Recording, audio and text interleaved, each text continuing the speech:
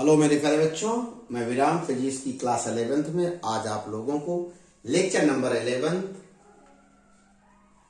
पर चर्चा करूंगा। टॉपिक का नाम है ग्राफ द्वारा आवेग की गणना, calculation of impulse by graph. Impulse के बारे में प्यारे बच्चों आप सीख चुके हो, जान चुके हो लेक्चर नंबर 10 और 9। कोई बात नहीं प्यारे बच्चों, आपके पास जो रेफरेंस बुक है या जो एनसीईआरटी के बुक है उसमें ग्राफ का बहुत रोल है, आपको हम सिखा चुके हैं। तो ग्राफ द्वारा न्यूमेरिकल कैसे सॉल्व करो, ग्राफ दिया रहे तो कैसे सॉल्व किए तो अच्छी तरह से जानते हो। आइए ग्राफ द्वारा हम आवेग की गणना कैसे करेंगे पहले सीख लीजिए, फिर इस पर आपके न्यूमेरिकल का मैं प्रैक्टिस करवा दूंगा। तो आप आवेग की जो परिभाषा जानते हो, आप अच्छी तरह जानते हो, I बराबर एफ इंटू डेल्टा टी, ये फार्मूला है। जिसका मतलब यहां दो वेरिएबल आपको एफ और टी। तो ग्राफ जो खींचेंगे किसके बीच, एफ और टी के बीच ग्राफ खींचेंगे। कैसे खींचेंगे, इस कंडीशन में जो बल है वो वेरिएबल भी हो सकता है, नियत रहता है। तो पहली कंडीशन में आइए हम सिखाते हैं सरल से सरल भाषा में, एकदम सिंपल भाषा में। जो ये मेरा पहली बार अगर लेक्चर सुन रहे हैं, वीडियो देख रहे हैं तो उनको भी समझ में आएगा कि यही फिजिक्स है यार, तो हमको जम के पढ़ना चाहिए। पढ़ो ना भाई, इतना से जब बल का मान नियत हो अर्थात बदले ना समय के, तब जो ग्राफ मिलेगा एक सीधी रेखा में मिलेगा, ये कांस्टेंट है, ये देख रहे हैं बल का मान नहीं बदल रहा है। ऐसी परिस्थितियों में प्यारे बच्चों जानते हो ग्राफ का जो पहला पॉइंट वहां से एक्स अक्ष पर लंब डालते, इसका लंब यही है, इसका लंब यहां, एक क्षेत्रफल एक आकृति बनती है, ये आकृति बन गई।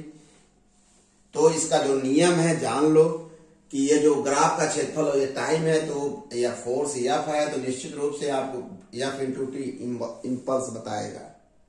जिसका मतलब है आवेग बराबर इसकी एरिया से एक फिजिक्स बनेगी, वो क्या निकलेगी, आवेग। तो किसके बीच ग्राफ खींचा जाएगा, बल और समय के बीच।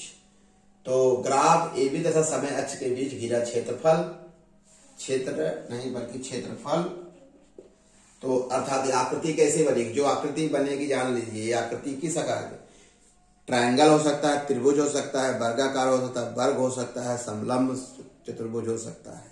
समझिए यहाँ पर जो हम फिगर मेरा बना है, हम सुविधा के लिए एक ऐसे लिए हैं, तो निश्चित रूप से एक ऐसा बना, रेक्टेंगल बना, अर्थात area of rectangle A B O B का क्षेत्रफल।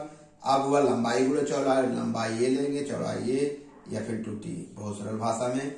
इसका मतलब ग्राफ द्वारा गिरा किसके बीच, ग्राफ किसके बीच लेंगे, हम ग्राफ लेंगे प्यारे बच्चों, हम खींचेंगे हम समय और बल के बीच। तो जो उसका क्षेत्रफल आएगा आवेग बताएगा।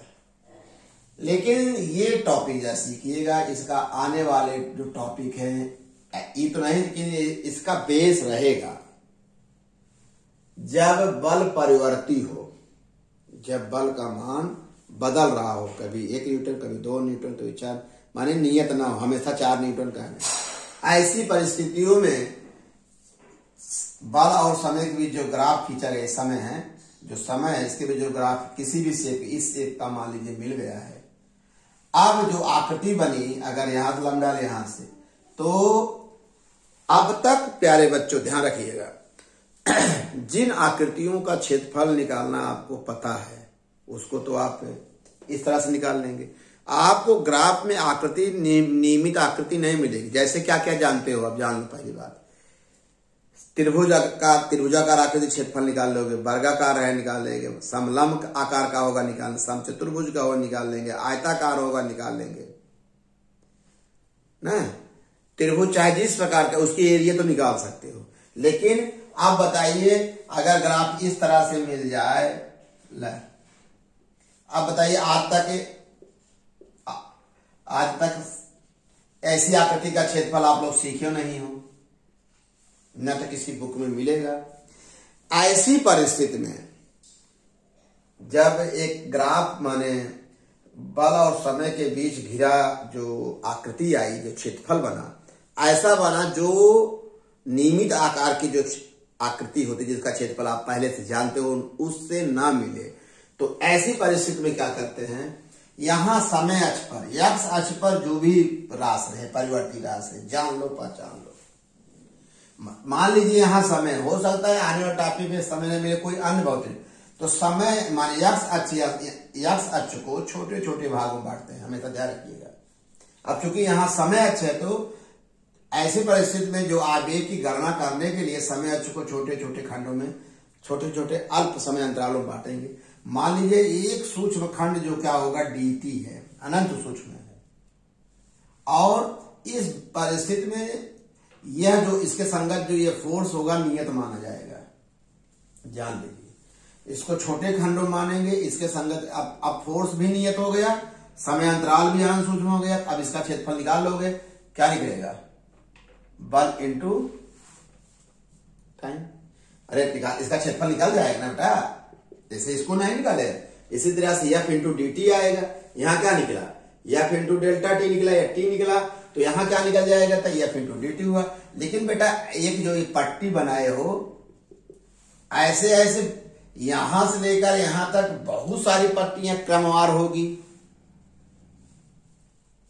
माने नियमित रूप से बहुत सारी पट्टियां होंगी, बहुत सारी पट्टी ऐसे अनंत माने बहुत सारी हो सकती। कहां किसके, T1 से। इसका मतलब है हम T1 और T2 के बीच इसी को जोड़ दें तो क्या निकल जाएगी, इस संपूर्ण आकृति का क्षेत्रफल निकल आएगा।